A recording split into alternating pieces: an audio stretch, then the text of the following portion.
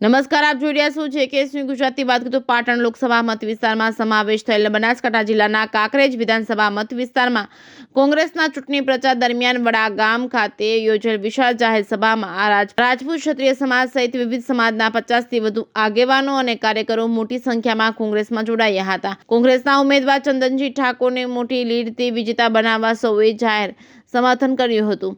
બનાસકાંઠા જિલ્લાના કાંકરેજ વિધાનસભા મત વિસ્તારના વડા કાકર ગામના રોડ પર આવેલા હનુમાન દરવાજા સામે આજે ચંદનજી ઠાકોરની ઉપસ્થિતિમાં કોંગ્રેસની વિશાળ ચૂંટણી સભા યોજાઈ હતી, જેમાં કાંકરેજના કોંગ્રેસના ધારાસભ્ય અમૃતજી ઠાકોર તેમજ દિયોદરના રાજવી ગિરિરાજસિંહ વાઘેલા તેમજ હિતુભા તેમજ સનુભા દલુભા મહિપતસિંહ તેમજ શૈલેન્દ્રસિંહ તેમજ મોહબ્બતસિંહ સહિતના વિસ્તારના વિવિધ સમાજના આગેવાનો કાર્યકરો મોટી સંખ્યામાં ઉપસ્થિત રહ્યા હતા. ચૂંટણી જાહેર સભાને સંબોધતા ક્ષત્રિય રાજપૂત સમાજના આગેવાન અને દિયોદરના રાજવી ગિરિરાજસિંહે સભામાં ઉપસ્થિત તમામ સમાજના આગેવાનો અને કાર્યકરો તેમજ મતદારોને કોંગ્રેસના પંજાના નિશાન પર 100% મતદાન કરી ચંદનજી ઠાકોરને વિજેતા બનાવવા આહવાન કર્યું હતું અને જણાવ્યું હતું કે ભાજપને આગળ લઈ જવામાં યોગદાન આપનાર સમાજની ભાજપે કોઈ કદર કરી નથી.